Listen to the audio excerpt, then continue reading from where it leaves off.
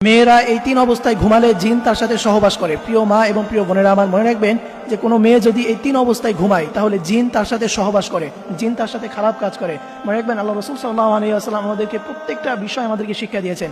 একজন মানুষ তার ব্যক্তিগত লাইফ, তার সামাজিক লাইফ কিভাবে কাটাবে এবং সে কিভাবে চলবে, কিভাবে ঘুমাবে, এটাও আল্লাহ রাসূল সাল্লাল্লাহু আলাইহি ওয়াসাল্লাম আমাদেরকে শিক্ষা দিয়েছেন। তবে মেয়েদেরকে এই তিন অবস্থায় ঘুমাতে নিষেধ করা হয়েছে। যদি কোনো মেয়ে এই তিন অবস্থায় ঘুমায় তাহলে জিন তার সাথে সহবাস করে, জিন তার সাথে অন্যায় কাজে লিপ্ত হয়ে যায়। প্রিয় মা এবং প্রিয় বোনেরা আমার, বিশেষ করে যুবতী বোনেরা যারা আছেন, আপনারা অবশ্যই এই বিষয়টি ভালো করে মনে রাখবেন। এক নাম্বার হচ্ছে কোনো মেয়ে যদি চিত হয়ে শুয়ে থাকে, এক নাম্বার যদি কোনো মেয়ে চিত হয়ে শুয়ে থাকে, প্রিয় বোনেরা আমার, কোনো মেয়ে যদি চিত হয়ে শুয়ে থাকে তাহলে আল্লাহ রাসূল সাল্লাল্লাহু আলাইহি ওয়াসাল্লাম এটা নিষেধ করে দিয়েছেন।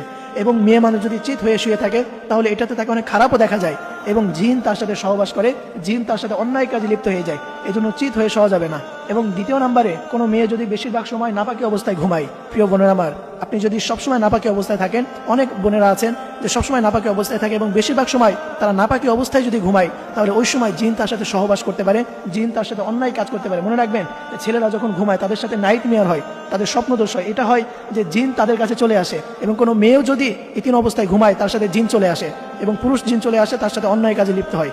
এই জন্য কোনো মেয়ে যদি নাপাকি অবস্থায় ঘুমায় তাহলে তার কাছে জিন চলে আসতে পারে এবং তার সাথে সহবাস করতে পারে। এবং তৃতীয় নম্বরে, যেই ঘর এবং যেই বিছানা সবসময় নাপাকি অবস্থায় থাকে, প্রিয় বোনেরা আমার, যেই ঘর সবসময় নাপাকি অবস্থায় থাকে অথবা যেই বিছানা, আপনি যে বিছানায় আছেন, স্বামী স্ত্রী একে অপরের সাথে সম্পর্ক হয়, বিছানা যদি নাপাক হয়ে যায় তাহলে সেই বিছানাটা আপনার ধুয়ে দিবেন, পরিষ্কার করে রাখবেন।